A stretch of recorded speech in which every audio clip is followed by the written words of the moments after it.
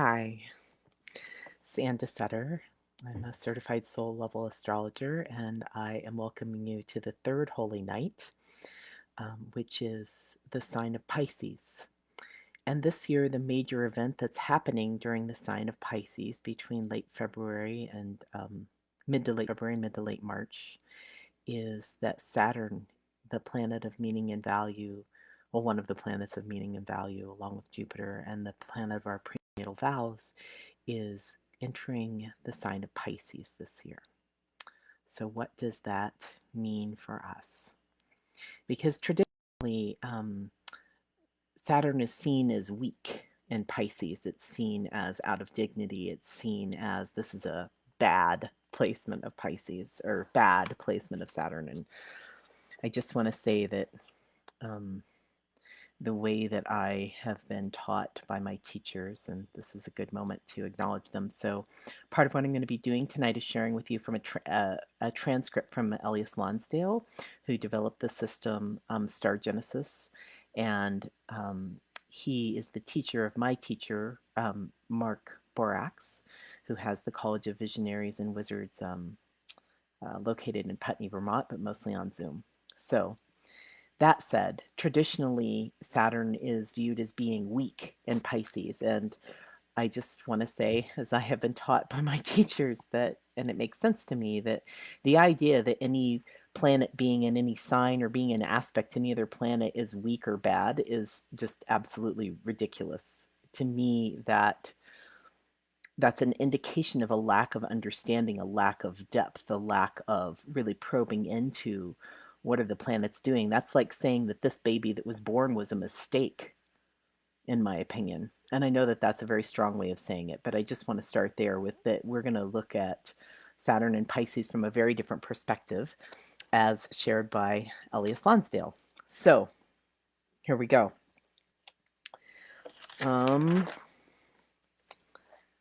So Saturn and Pisces, and this is, I'm reading a transcript from Ellias. The last two times it happened were the mid 1960s and the mid 1990s.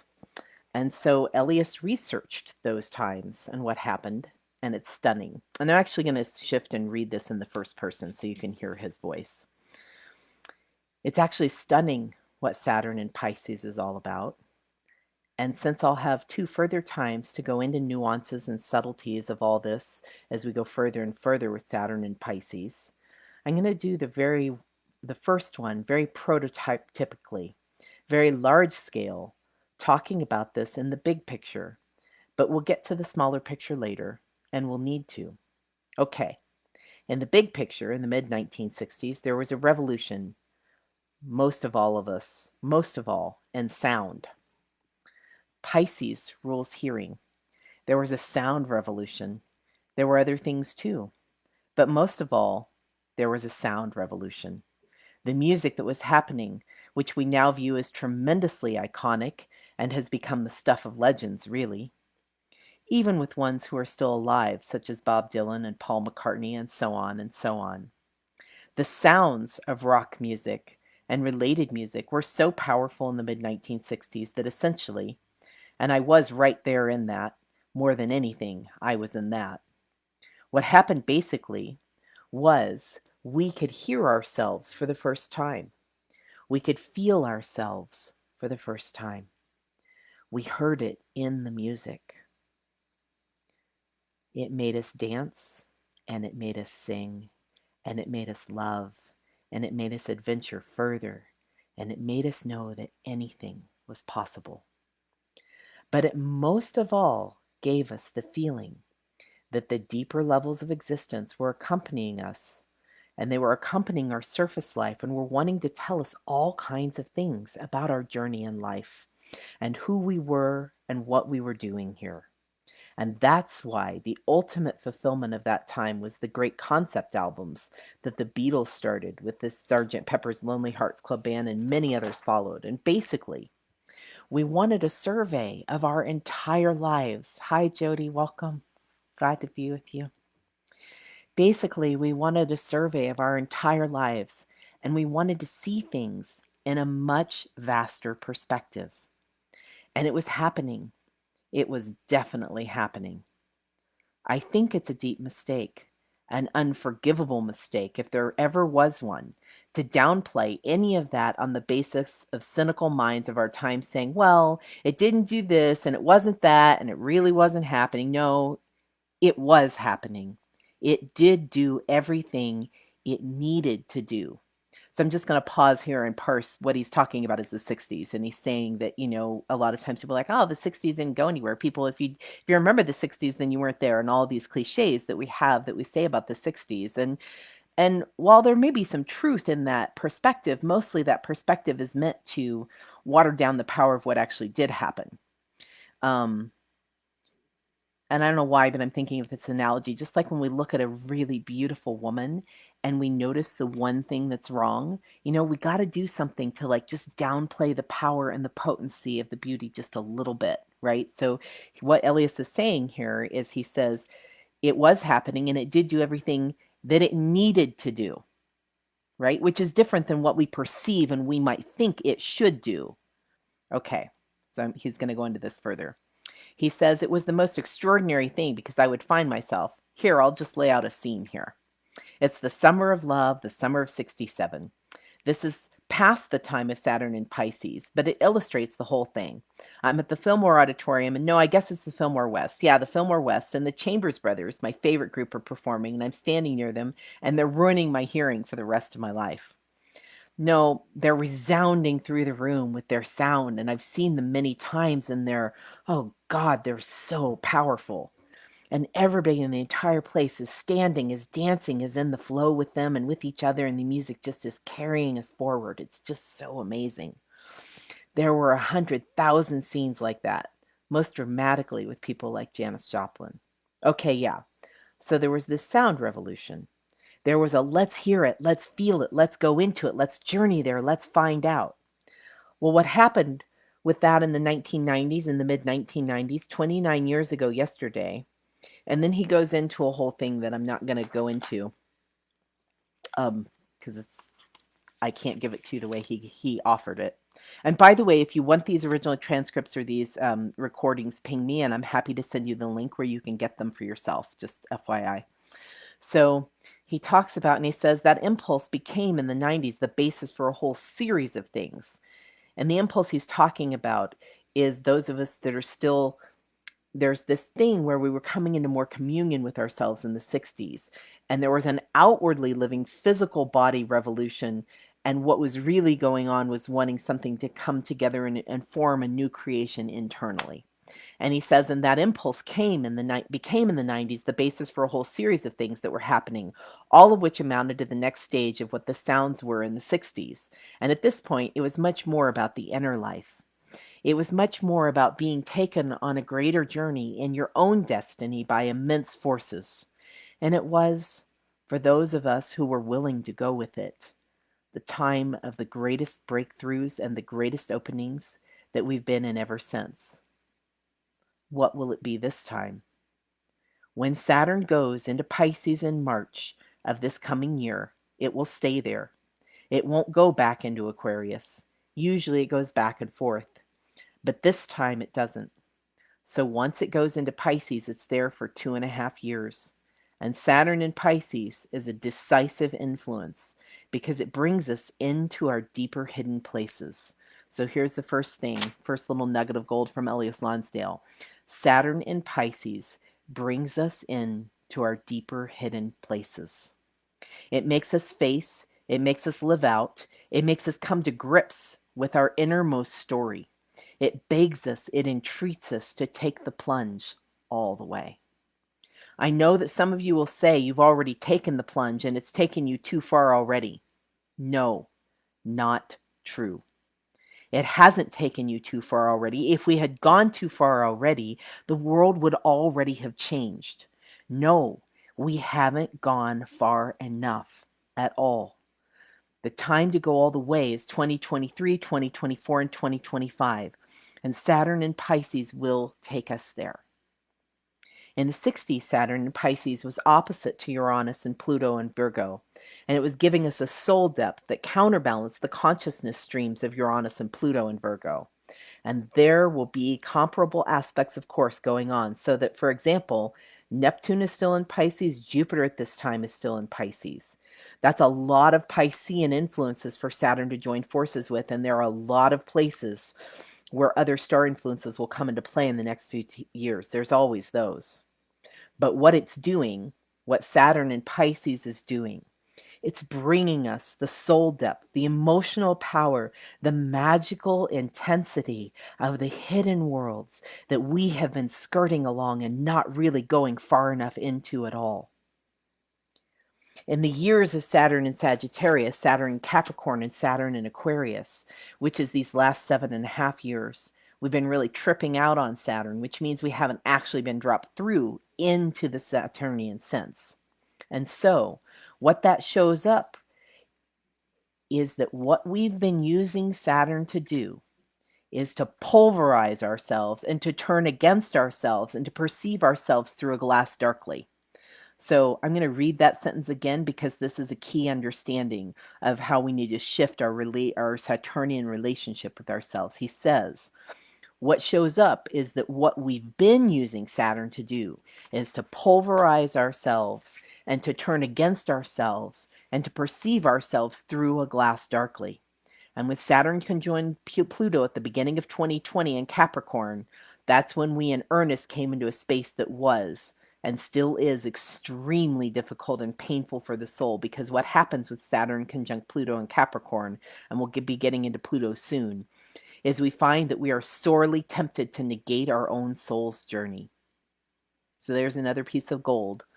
Saturn conjunct Pluto in Capricorn has us be tempted to negate our own soul's journey. So my guess is, and I think I remember this from reading it, I've read this 4 times, but I still don't remember what's on the page. It's always that way for me with Ellias, or not always, but typically speaking. I read it, it goes in, it's like the most amazing thing I've ever read and heard, and then I can't remember a word that he said. Which is why we'll have these lives, and you can go back and watch them anytime you want when you want to remember again. So, is that we've been turning against ourselves. However, instead of turning against ourselves, Saturn in Pisces says, and I want you to double bold, underline, italicize this in your brain, in your heart, in your soul, in your being. This is emphasizing that. Saturn in Pisces says, if you're going to be so intense about the whole thing, if you're going to want yourself to be actually going through to a new reality, why don't you actually take the journey instead of beating yourself over the head with what you're not doing all the time? I'm going to read that again. If you're going to be so intense about the whole thing, if you're going to want yourself to be actually going through a new reality, and why don't you actually take the journey instead of beating yourself up over the head with what you're not doing all the time? So there's the remedy right there. There's our medicine. Instead of beating ourselves up for not doing it, why don't we just do it? And I'm going to be contemplating that. Recently, a couple of people, and he goes on and he's talking about people he's been talking to that have Saturn in Pisces. And he says he realizes that when you have Saturn in Pisces, as the new children will have, and they'll be amazing. So the children getting ready to get born for this next 2.5 years are going to have Saturn in Pisces. You have this instinct, this actual overwhelming instinct, which often is very difficult to grapple with, but which is exactly what you need to go through. And the instinct is to take a walk on the wild side. So I don't know if there's anybody out there listening that has Saturn in Pisces, but if you do, this is going out to you. It's to all of us, and listen up, because here we go. The instinct is to take a walk on the wild side. The instinct is to expose yourself to extremes, to make yourself go through the kinds of things that the ego mind prefers to avoid. He's seen there's a wild streak in Saturn and Pisces people where they just have to feel these things that other people would prefer to just judge and condemn and move on from. And so they go into it. They keep going into it. They have other parts of them that really wish they would stop, and maybe they do stop. But then again, Saturn and Pisces comes on. You wouldn't think Saturn could do this, but Saturn and Pisces comes on, and Saturn and Pisces says, do you have any guts? Do you have any guts Do you have any guts? Do you have any feeling for the fact that the journey is unknown out ahead and that it's pulling on you and calling you and that you really, really, really cannot refuse? Do you have any sense that it doesn't matter whether it looks good or it makes you successful or has the upside of being just terrific in some wonderful way? What matters is that you have to unite yourself with the magical core of this planet. What matters is that you have to unite yourself with the magical core of this planet. You have to unite yourself with the very essence of who you've always been. And most of all, you've got to unite yourself with the very deepest side of who you need to become. I'm going to read that paragraph again. What matters is that you have to unite yourself with the magical core of this planet. You have to unite yourself with the very essence of who you've always been. And most of all, you've got to unite yourself with the very deepest side of who you need to become. So there is another key for Saturn and Pisces. Saturn in Pisces is the key to 2023. It's the super key. I never would have thunk it, but it is. And Saturn in Pisces does not have its shadow side, a kind of follow through in a way to the worst of what we've been going through in recent years, which is it has an impulse toward annihilation. And I want to be clear, he's saying Saturn in Pisces does have its shadow side, not that it doesn't have its shadow side. It does. And the impulse of the shadow side of Saturn in Pisces is annihilation. So this is what we need to watch out for.